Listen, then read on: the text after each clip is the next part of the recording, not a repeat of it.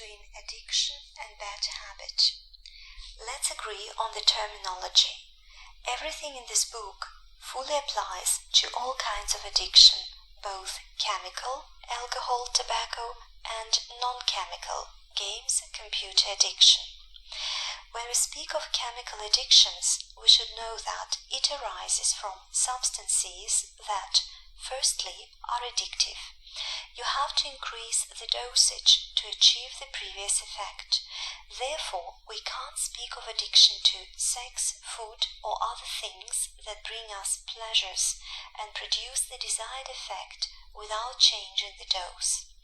As for food addiction, the problem is not that someone likes chocolate, but that they eat it non-stop, often without feeling the taste of food and without being aware of its consumption. This is a phenomenon of automated action. This is the case when we see gains in weight up to hundreds of kilos. Secondly, from substances that produce the euphoric effect. This is a bait of addiction. It is very typical that, in an addiction, the euphoric effect quickly begins to decline, to disappear completely. Thirdly, from substances that cause an obvious and significant harm to your physical and mental health. Theoretically, 5 or 10 kilos of overweight can somehow, at some point, affect your blood pressure, insulin levels, etc., and are likely to result in the life expectancy decrease, or maybe not. But 200 or 250 kilos of overweight will certainly have a catastrophic impact on the quality and duration of life. So, if you like chocolate and eat 50 grams per day, but not 3 kilos, then it's rather a dietary preference than an addiction. Addiction is a combination of morbid mental changes that lead to the uncontrolled or insufficiently controlled substance use, which obviously damages the individual's mental and physical health and impairs his social, professional, and property status. Habit. You are accustomed to walk home across a lawn instead of using a paved path. But if there is a policeman near the lawn who charges $100 fine for passing through it, you'll immediately forget your habit and walk the proper way. But in the case of addiction, the constant fines stop almost no one. Therefore, it is absolutely impossible to try to understand behavior of an addict based on healthy logic and psychologically explainable reactions. Never apply your life experience, observations, or analysis based on logic, intuition, and emotions of a healthy person to the problem of addiction. It not only makes no sense, but is also harmful. This way, co-addiction develops in relatives of alcohol or tobacco abusers. With all its seeming simplicity, you drink, you get drunk. If you drink a lot, you get very drunk. If you drink for a long time, you are an alcoholic. Addictions are among diseases that are most difficult to understand and study. It is seemingly simple.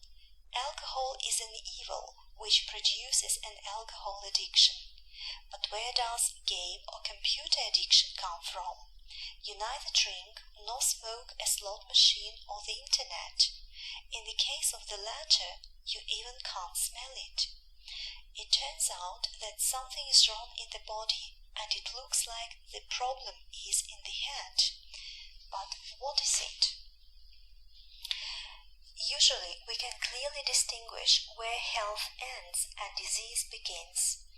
If you get an abscess or a boil, this is a disease. It is swollen, red, painful, ugly, awkward, and prevents you from moving. Terrible. Rush to a doctor. Open, remove, get an ointment, prescribe an antibiotic to get rid of it as soon as possible. And what can you cut out in alcoholism? What can you smear with an ointment? What should you treat? Is drinking man's own choice? Yes, it is. Is vodka poured into him by force or deceit? No, it isn't. Does he understand that drinking is harmful and everything is going to be bad? Yes, he does. Is he perhaps mentally disturbed? No, he isn't. He remembers and understands everything, controls his actions, and forecasts the consequences. Then is alcoholism not a disease but a moral failure? No, it isn't. What is it then? A disease or not? A moral failure or not? What is disease and what is a moral failure? The devil himself couldn't explain. Let's emphasize again that an addiction must not be treated as a disease of alcohol or tobacco use. If this was the case, then detoxification, the removal of substances from the body, would solve all the problems. But no alcoholic or drug addict would stop using psychoactive substances because of having been washed or cleaned. Morbid mental changes lead to substance use, which in turn aggravates the morbid mental changes. It is absolutely pointless to consider them separately. What came first, the chicken or the egg? Substance use or mental changes? It is not so important for solving the problem. What is essential here is that they never exist separately from each other. Substance use, when it starts disturbing others, is a consequence. Hence, fighting substance use as such, which is most frequently the case, is doomed to failure. Addictions are incurable diseases. Alcoholism and drug addiction are incurable diseases.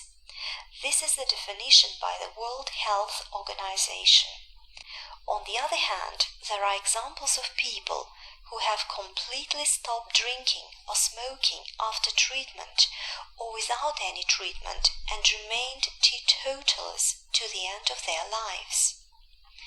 Does this mean the World Health Organization is wrong?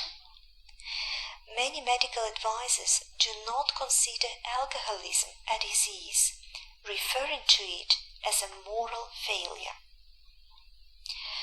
No, unfortunately, the World Health Organization is right. Alcoholism is indeed an incurable disease, but it is fundamentally different from any other diseases known to people.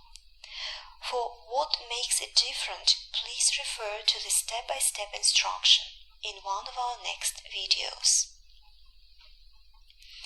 The main idea of days 2 to 4. I can say with full confidence that on the one hand, addictions are incurable diseases, but on the other, absolutely any person with an intact brain can get rid of addiction without any monumental effort. But to do so, they should know what they are going to get rid of. Important points. 1. Substance use leads to morbid mental changes, a psychopathological phenomenon of addiction. 2. The morbid mental changes arising from an addiction lead to substance use, creating a pathophysiological or psychopathological circle. 3. The World Health Organization defines addictions as incurable diseases. 4. Any person with somewhat intact mind can control the addiction. But what is the morbid nature of addiction? Is it a mental disorder? And what are mental disorders? What do you need to know about mental disorders? How often and in whom do they occur? In the next video, you will learn about mental disorders, about those who suffer them, about manifestations of mental disorders and many other things.